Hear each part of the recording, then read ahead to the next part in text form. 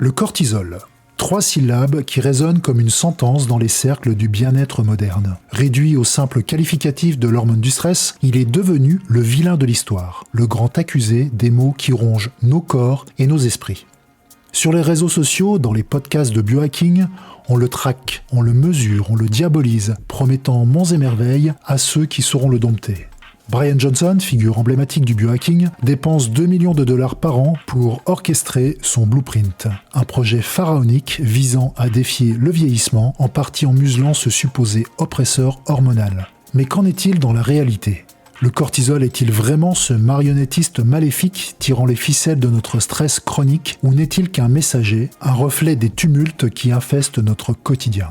Dans cet épisode, nous nous intéresserons au cortisol, sur ce qu'il est vraiment et sur ses liens avec le stress. J'évoquerai également sans détour les dérives des approches simplistes qui pullulent un peu partout. Je n'oublierai pas non plus les conseils pratiques que vous pourrez mettre en place pour une gestion claire de votre santé. Mais avant d'aller plus loin, vous trouverez dans la description de cette vidéo le lien de mon canal Telegram. J'y partage notamment des contenus qui entretiennent la quête de notre propre bien-être avec davantage de spontanéité que je ne puisse le faire sur YouTube. Ce canal va vous permettre entre autres de participer au choix des thématiques abordées dans les prochaines semaines. L'idée étant de vous produire des contenus qui vous intéressent et sur lesquels je partagerai les résultats de mes recherches. Ceci étant dit, revenons au sujet du jour. Le cortisol n'est pas un intrus tapis dans l'ombre. C'est une hormone stéroïdienne de tout premier plan, un peu comme un maestro qui dirige une symphonie complexe de fonctions corporelles. Le cortisol est une hormone stéroïdienne produite par les glandes surrénales qui sont situées juste au-dessus des reins. Le cortisol est libéré en réponse à un stress via l'axe hypothalamo-hypophyso-surrénalien. Son rôle principal est de mobiliser les réserves d'énergie, notamment en augmentant la glycémie pour répondre à des situations de stress aigus, qu'elles soient physiques ou psychiques. Le cortisol va directement impacter la régulation du métabolisme, la pression artérielle, la réponse immunitaire et les cycles circadiens, avec pour ces derniers des niveaux plus élevés le matin pour favoriser l'éveil. Il intervient donc dans des processus aussi vitaux que variés, imaginez-le comme un général mobilisant ses troupes face à une menace.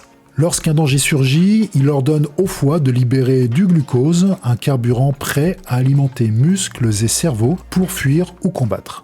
Le cortisol va donc permettre la mobilisation immédiate d'énergie. Au niveau métabolique, il orchestre la dégradation des graisses, des protéines et des glucides, veillant à ce que les réserves énergétiques soient toujours disponibles. Le cortisol intervient également sur le contrôle de l'inflammation. Pour cela, il tempère les excès du système immunitaire, évitant qu'une inflammation irraisonnée ne puisse aboutir à des conséquences incontrôlables. Au petit matin, les niveaux de cortisol montent en flèche, afin de vous tirer des bras de Morphée, puis s'apaisent le soir pour vous rendre à la douceur du sommeil. N'en déplaise à certains gourous du biohacking, sans cortisol, point de salut. Nous serions des coquilles vides, incapables de répondre aux assauts de la vie. Mais comment peut-il être dans ce cas la source de bien des maux ? Je vais reprendre l'analogie du maestro. Le problème survient lorsque ce chef d'orchestre, censé jouer une partition brève et énergique, s'installe pour un concert sans fin. Des niveaux de cortisol chroniquement élevés, souvent liés à un stress persistant, transforment cet allié en un fardeau. Et malheureusement, les chiffres parlent d'eux-mêmes. Une méta-analyse de 2017 montre que les individus soumis à un stress chronique affichent des niveaux de cortisol 30% supérieurs à ceux de témoins sains, avec une corrélation nette entre ces hausses et des troubles physiques et mentaux. L'hypertension grimpe en flèche, les vaisseaux sanguins deviennent hypersensibles sous l'effet prolongé du cortisol, le risque de diabète de type 2 augmente du fait de l'installation d'une résistance à l'insuline, en prime et comme conséquence physique, une obésité abdominale qui s'épanouit, exagérant les bourrelets graisseux que nul régime miracle ne semble dissoudre. Et que dire des ravages psychologiques ? Anxiété, dépression, brouillard cognitif. Le cortisol, lorsqu'il s'éternise, joue une mélodie dissonante qui épuise l'âme autant que le corps.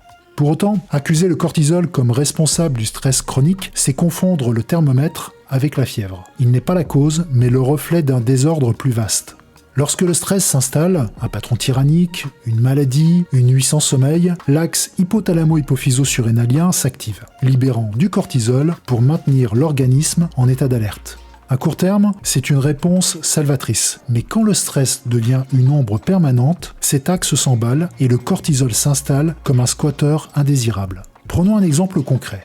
Une étude sur des soignants de patients atteints de démence a révélé des niveaux de cortisol 20% plus élevés que chez les non-soignants, directement liés à leur détresse psychologique. Le coupable, pas le cortisol, mais des nuits blanches, l'isolement, l'épuisement. Il faut comprendre que le cortisol n'est qu'un écho amplifiant les dégâts d'un feu allumé par d'autres mains. Alors pourquoi cette obsession à le traquer ? Peut-être parce qu'il est plus facile de blâmer une hormone que d'affronter les véritables incendiaires de nos vies. Nous vivons une époque, et ce n'est pas la seule, où le stress est institutionnalisé. Mettons-nous à la place de monsieur ou madame Michu, qui évolue dans un carrousel perpétuel d'injonctions paradoxales, prisonniers d'un système qui exige d'eux toujours plus, avec toujours moins. Ce que l'on appelle pudiquement la performance. Pression professionnelle, pression citoyenne, pression étatique, le tout perfusé de mantras managériaux répétés ad nauseam pour mieux soumettre le citoyen par la peur, la dévalorisation et la culpabilité. Comment ne pas voir dans cette mécanique une machine à broyer ? Les médias et les réseaux sociaux, architectes inconscients ou non de cette pression sociétale, distillent chaque jour l'image d'une réussite inaccessible, transformant les vies ordinaires en échecs relatifs. Le ressort de cette oppression sourde ? La peur. Peur de déchoir, peur de l'exclusion, peur de ne pas correspondre au mirage collectif. On culpabilise le chômeur autant que le surmené, le précaire autant que l'endetté. La citoyenneté modèle devient un leurre. Monsieur Michu trime pour un salaire stagnant, dans sa grande partie dérobé par la ponction fiscale d'un État toujours plus obèse. Madame Michu n'est pas en reste. Elle est épuisée, mais s'entend reprocher dans le même temps son manque de résilience. La dialectique du sacrifice s'appuie toujours sur un mensonge éhonté. Croire que la pression forge le mérite. Avec tout ça, comment échapper au stress ? Si vous êtes stressé, ce n'est pas parce que vous avez une vie perdue de sens, non. C'est parce que vous gérez mal vos niveaux de cortisol. Le délire total. Et c'est reparti. D'autres injonctions à faire mieux viennent s'ajouter à celles existantes. C'est la nouvelle croisade que l'on constate sur les réseaux sociaux. Sur TikTok, Instagram ou sur les forums de biohacking, le cortisol est devenu l'ennemi public numéro 1. On le mesure avec des gadgets coûteux, on le combat avec des régimes draconiens et des suppléments exotiques. Mais cette croisade est-elle fondée ? Ou n'est-elle qu'un conte de fées moderne vendu à prix d'or ? Je ne vais pas y aller par quatre chemins. Défendre l'idée que la diminution du cortisol serait au service d'une meilleure santé relève plus d'une science de comptoir que d'une réalité. Cette approche monolithique est un raccourci intellectuel, un château de cartes bâti sur des demi-vérités. Et voici pourquoi. Tout d'abord, il faut comprendre que le cortisol est un élément d'un système interconnecté. Pour le dire autrement, le cortisol ne joue pas en solo. Il interagit avec le système immunitaire, le métabolisme, le cerveau. Vouloir l'isoler, c'est un peu comme retirer une note d'une symphonie et espérer que l'harmonie persiste. De plus, vouloir rompre avec un certain équilibre hormonal reste un pari fragile, à l'instar des preuves avancées sur l'efficacité des compléments alimentaires ayant pour but de réduire le cortisol. Et fort heureusement d'ailleurs. Pourtant, une méta-analyse de 2023 montre que la mindfulness, par exemple, réduit le cortisol de 20 à 30% contre 5 à 10% pour les suppléments seuls. Alors oui, nos choix vont avoir un impact sur nos sécrétions de cortisol. Là encore, les études sur le sujet sont sans équivoque. L'exercice modéré le fait baisser de 15 à 20%, le sommeil restaure son rythme avec une chute de 10 à 15% des pics matinaux, une alimentation riche en oméga 3 atténue ses excès de 10%, mais microgérer une hormone comme on règle un thermostat est une pure chimère. Cependant, gardons en tête que le système endocrinien est un écosystème, pas une machine que l'on gère avec des boutons. C'est pourquoi certains biohackers sont plus arrangés dans l'équipe des vendeurs d'espoir et dans le pire des cas, les promoteurs de stress supplémentaires qu'ils déclarent par ailleurs combattre. Non, des vies déjà sous pression n'ont pas besoin d'être davantage challengées. Selon moi, la chasse au cortisol n'est qu'un symptôme, une tentative désespérée de reprendre le contrôle dans un monde où le chaos semble régner en maître. Voyons à présent comment limiter nos risques d'épuisement chronique. Source de bien des débats, le stress est avant tout une réponse adaptative, un déclencheur qui va nous pousser à l'action. Lorsque nous sommes exposés à un stress, le système endocrinien va larguer toute une cascade de réactions chimiques et hormonales afin de pouvoir passer à l'action. Le cortisol fait partie de ce déferlement. Là encore, pourquoi le corps sécréterait-il une hormone essentielle à sa survie pour le simple plaisir de nous nuire ? Une question essentielle que l'industrie du bien-être préfère occulter. Le cortisol est une hormone de stabilisation de tout premier plan lorsque le corps fait face à une perturbation. C'est une réponse sophistiquée de notre organisme face aux innombrables défis qu'il rencontre. Notre physiologie est donc parfaitement adaptée à l'exposition à un stress aigu, ponctuel, et ce faisant, faire face à un danger immédiat. Bref et intense, ce stress sporadique peut même avoir des effets bénéfiques. stimulant notre vigilance et notre capacité de réaction. C'est un peu comme une tempête passagère qui revigore l'atmosphère, mais attention, une réponse adaptée ne signifie pas qu'elle n'entraîne pas un coût métabolique. Et lorsque l'exposition au stress se répète un peu trop souvent, nous basculons dans une dette qui va considérablement s'alourdir. Un stress sourd, persistant, une litanie de micro-agressions va maintenir nos niveaux de cortisol chroniquement élevés, et c'est un problème. Si nous le pouvons, la première des choses à faire est d'identifier et de prendre des distances face aux sources de stress. Dans le cas contraire, il va falloir adopter une autre stratégie d'évitement. Et c'est là que la notion de stress perçu va prendre de l'importance. Ce n'est pas tant la nature objective des sources de stress qui importe, mais notre interprétation, notre capacité à faire face, notre sentiment de contrôle. Deux individus confrontés à la même situation peuvent réagir de manière diamétralement opposée en termes de sécrétion de cortisol. Il s'agit là d'une dimension psychologique importante que les approches purement biologiques ont tendance à négliger. La perception du stress agit comme un interrupteur, modulant l'axe hypothalamo-hypophyso-surrénalien, responsable, entre autres, de la libération du cortisol.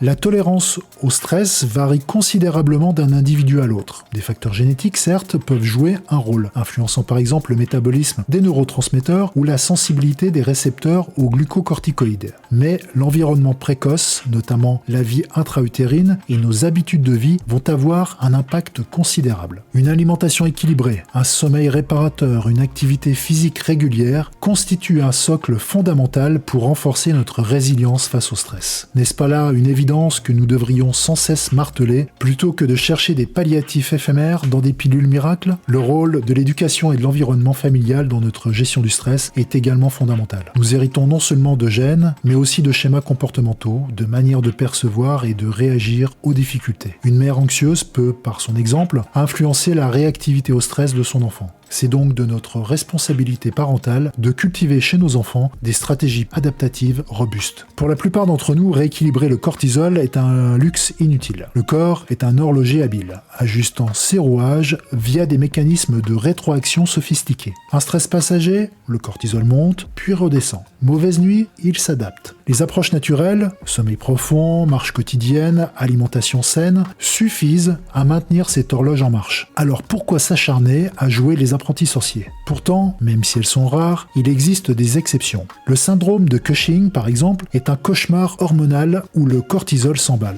souvent à cause d'une tumeur hypophysaire ou surrénalienne. Les chiffres sont éloquents. Moins d'une personne sur 50 000 est touchée par ce problème. Les symptômes, une prise de poids abdominale, des vergetures rouges, une hypertension galopante, une faiblesse musculaire qui vous cloue au sol. Pour traiter ça, il n'y aura pas de mindfulness ou de tisane pour s'en sortir, uniquement chirurgie, radiothérapie ou médicaments sont de rigueur. Mais ne nous trompons pas de combat. Le syndrome de Cushing est une anomalie, pas la norme. Pour 99,9% d'entre nous, le cortisol ne demande pas une intervention héroïque, mais une vie qui respire, qui bouge et qui dort. Petit conseil, ne confondez pas cortisol et stress, car une conséquence n'est pas une cause. Pour le dire simplement, le cortisol ne crée pas le stress, il le suit. Face à une menace, une deadline, une dispute, une sirène dans la nuit, le corps déclenche une cascade hormonale. L'adrénaline frappe en premier, puis le cortisol prend le relais, mobilisant l'énergie pour tenir le choc. À court terme, c'est un ballet parfaitement chorégraphié. Mais quand le stress s'installe, ce ballet devient un marathon épuisant et le cortisol, un coureur essoufflé qui finit par trébucher. Fut-il pour autant adéquat de vouloir moins de stress en le contrôlant ? Ce postulat ne nous expose-t-il pas à une quête qui se mord la queue? Et si chercher à dompter son stress était le meilleur moyen de l'attiser?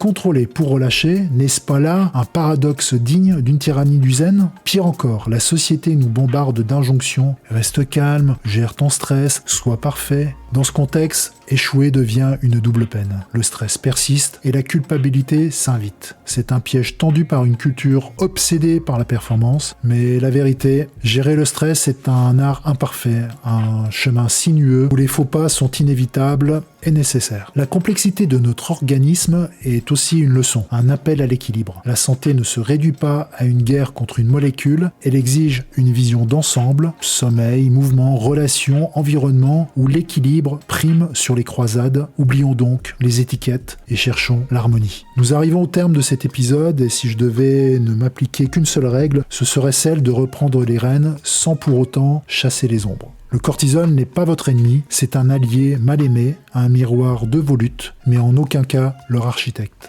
Les promesses du biohacking, pilules, gadgets, régimes, sont des mirages coûteux qui détournent du vrai combat, affronter les racines de son propre stress. Les chiffres le prouvent et la science le confirme. L'exercice, le sommeil, la connexion humaine sont les piliers d'une vie apaisée. Alors respirez, bougez, dormez, aimez. Vous n'êtes pas une machine à optimiser, mais un être vivant, complexe et magnifique. Je vous remercie pour votre écoute et n'hésitez pas à vous abonner et à me rejoindre sur mon canal Telegram en lien dans la description. Vous pouvez également partager cet épisode si celui-ci peut être apprécié par d'autres et surtout, portez-vous bien.